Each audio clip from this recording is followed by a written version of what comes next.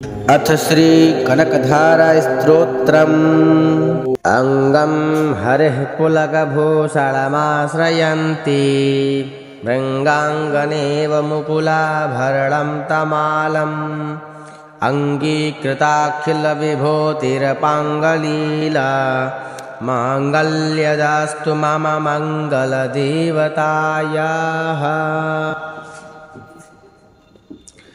मुग्धा मुहुरविदधति वदने मुरारे प्रेमत्रपा प्रणहितानि गतागतानि मालाधृसोरमधुकरीव महोत्पलेया श्यामे श्रियं दिशतु सागरसम्भवायाः। विश्वामरेन्द्रपदविभ्रमदानदक्षमानन्दहेतुरधिकं मुरविद्विषोऽपि ईशन्निषीदतु मयि क्षणमीक्षणार्धमिन्दिवरोदरसहोदरमिन्दिरायाः। आमीलिताच्छमधिगम्य मुदा मुकुन्दं मानन्दकन्दं निमेषमनङ्गतन्त्रम् आकेकरस्थितिकनिकपक्षनेत्रं भूत्यै भवेनमं भुजङ्गशयाङ्गनायाः। बाह्वान्तरे मधुजितासितिकौस्तुभेया हारावलीव हरनीलमयी विभाति कामप्रदा भगवतोऽपि कटाक्षमाला कल्याणमावहतु मे कमलालयायाः। कालाम्बुदाली ललितो रसिकैटभारेर्धाराधरे स्फुरिति या तरिङ्गनेव मातु समस्तजगतां महनीयमूर्ति भद्राणि मे दिशतु भार्गवनन्दनायाः।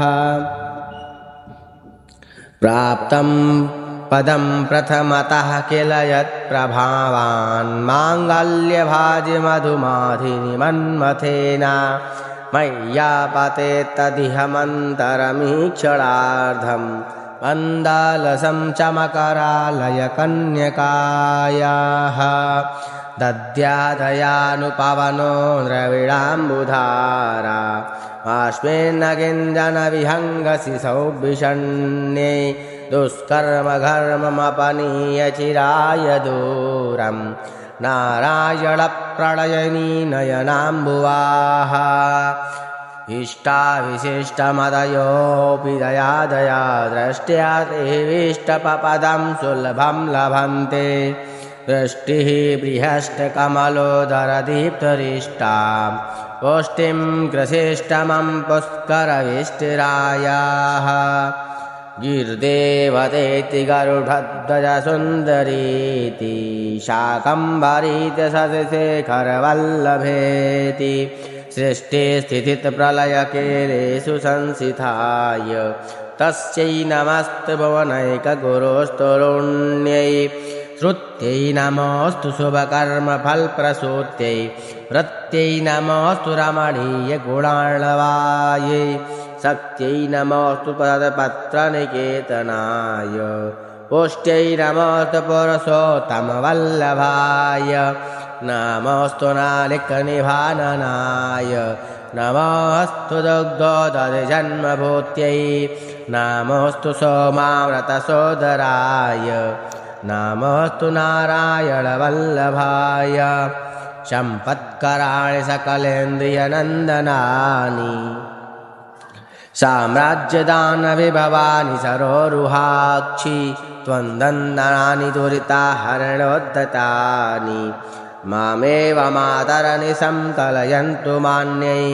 यत्कटाक्षसमुपासनाविधिः सेवकस्य सकलार्थसम्पदः तन्दनोति वचनाङ्गमानसै त्वां मुरारिहृदयेश्वरीं भजे।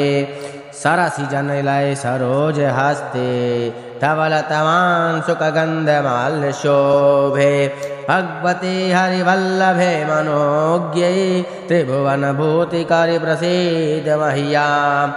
दिग्धिस्तिभिः कनककुम्भमुखाभिषष्टा स्वार्पणेन्द्रियनन्दनाय वाहिनी विमलचारु जलत्कुलाताङ्गीं प्रातर्नमामि जगतां जननीमशेष लोकाधिनाथग्रहणीममृताब्धिपुत्रे कमले कमलाक्षवल्लभे त्वं करुणापूरितरङ्गितैरपाङ्गैः अवलोकये मामकिञ्चिनानां प्रथमं पात्रं कृत्रिं दयायाः स्तुवन्ति ये स्तुतिभिर्मुभिर्नवहं त्रयीमयीं त्रिभुवनमातरं रमामं गुणाधिका गुरुतरभाग्यभागिनो भवन्ति ते भुवि बुद्धिभाविताशायाः